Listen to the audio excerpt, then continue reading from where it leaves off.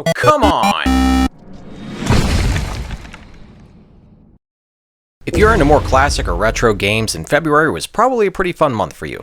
We saw the release of the Blizzard Arcade Collection, and Capcom released a couple goodies in the form of Capcom Arcade Stadium and the topic of today's video, Ghosts N Goblins Resurrection. Welcome to another Broken Controller Club review. My name is Ed, and I'm your host. I'm guessing that most everybody watching this wants to know what's changed and if it holds up to their memories of previous games in the series. Memories are a strong thing because, as we know, our memories and nostalgia for things we watched and played growing up can play tricks on us. I mean, nostalgia is the only reason Hollywood is still in business, because they haven't had an original idea in about 20 years, and reboots and remakes that ruin our, best case, taint beloved franchises are what puts butts in, well, it used to be theater seats. Maybe toilets now? I'd wager half of you are watching this on the can as we speak. Anyway, Ghosts N Goblins Resurrection is a remake of the first title in the series from 1985, starring the knight Arthur, and you help him in his quest to rescue the princess from the Demon King Astaroth, who in this game not only kidnapped her, but as a result, these other things called umbral bees fled the umbral tree, and the whole kingdom is in darkness now and is overrun with monsters. The theme of this game really is that it's everything you remember, but with a new coat of paint and additions to make it more appealing to a modern audience. Right off the bat, you'll notice the art style has this more flat style to it, but it's also really detailed and looks hand-drawn. It reminds me of the art style Vanillaware uses in games like Odin Sphere. Arthur himself looks angrier this time, like he knows he's in for another adventure where he dies like 1,000 times trying to get the princess back, and I can't blame him because I felt the same way starting a new game as well. He also throws his hands up in triumph when killing a boss, and you're probably going to be right there doing it with him, and it feels really good. Ghosts N Goblins isn't known for being easy, and in fact, it is infuriatingly difficult at times. Like all arcade games, this was meant to take all of your money. That's where this one starts to differ, though. To begin with, when you start your first playthrough, you'll actually get to choose a difficulty level, and that ranges from blue checkmark game journalist difficulty all the way up to legendary difficulty, so you can truly push your skills to the limit and see just how far your Switch will fly across the living room after your 50th cheap death.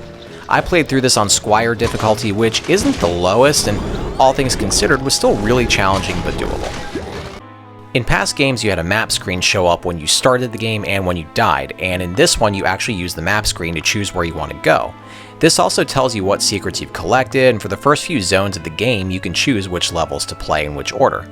Each one is reflective of either Ghosts N Goblins or Ghouls N Ghosts, which I thought was a really nice touch. By selecting a zone, you also get to choose which checkpoint to start at, so if you're backtracking just to find secrets, this is helpful, or if you have to take a break and come back later, you can pick up where you left off. The gameplay itself is, for better or worse, the same as it's always been, but with some tweaks to modernize it. First and foremost, Arthur still sucks at running and jumping. He no longer double jumps like he did in Super Ghouls N Ghosts, but he does still have the ability to shoot up and down mid-jump. You can't control his jumps mid-air, so once you make that leap, you're committed. If that's not immediately leading you to your death, then the nice thing about that is that you can just jump and then concentrate on shooting in mid-air if you need to. On the lower difficulties, Arthur can take more than one hit, and his armor serves as his life bar. You'll start with a full suit, and pieces of it will fly off as you get damaged, which was in a different order every time. Regardless of the order, you'll spend most of your time playing in your underwear, not unlike most thoughts who stream on Twitch for money and try to advertise their OnlyFans. Magic is back also, and you no longer need gold or bronze armor to use it. You learn spells and passive abilities by collecting umbral bees hidden in each level and adding them to the umbral tree, and you can get things like the ability to cast lightning or turn enemies into frogs or stone. I found magic to be mostly useless because it didn't usually work on larger enemies unless you upgraded it, and in the time it'd take me to charge it up, I would just kill everything with my weapons. There's some great stuff higher up in the tree though, like randomly being able to come back to life after dying and being able to hold up to 3 weapons at once. The levels have seen an upgrade as well, and mostly resemble their original versions but with lots more detail now, and range from your graveyard, fire areas, caverns, and more.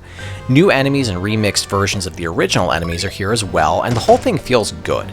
All the classics are back, like that red demon that looks like Firebrand from Gargoyle's Quest, and that big Cyclops from the original game, and the magician that shows up to curse you and turn you into a turtle or baby or something. Each level has lots of secret chests and umbral beasts to collect, and there's also special challenges called hellholes. Basically, these are areas you unlock and drop into, and you'll have to fight enemies in there or survive for a certain amount of time to get rewards like demon orbs. You'll need to get all the demon orbs in order to unlock the final boss and get the true ending to the game.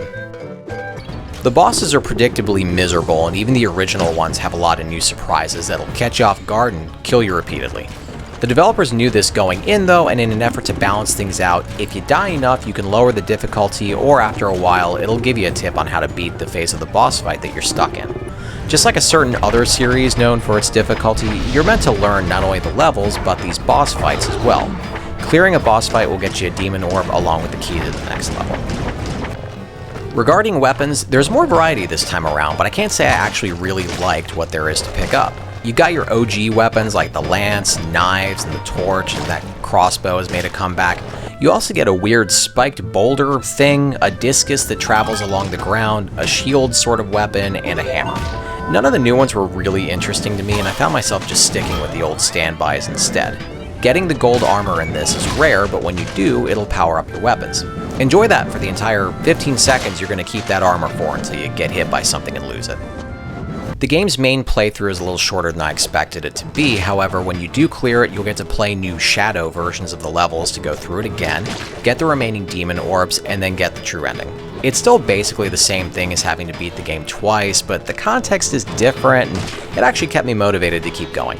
Also, the shadow levels are very challenging and basically toss everything but the kitchen sink at you, with not just an increased frequency of enemies, but also with enemies behaving differently altogether.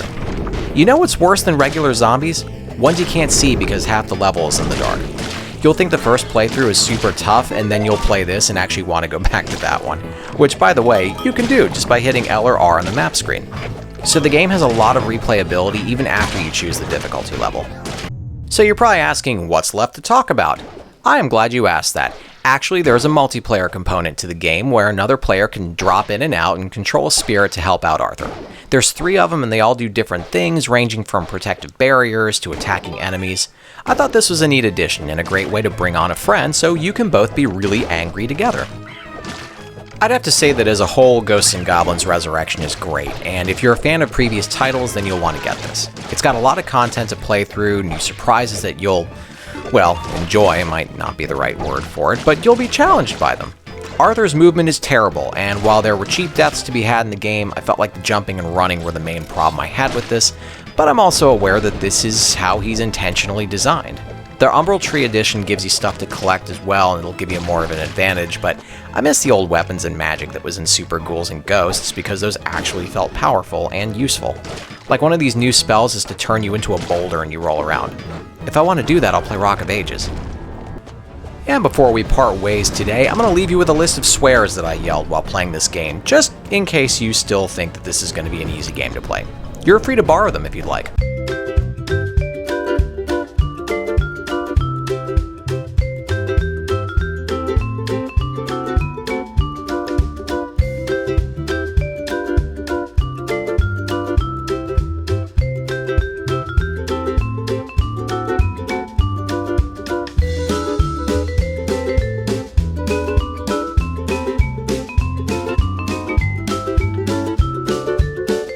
Thanks again for watching, and we're going to do this again soon.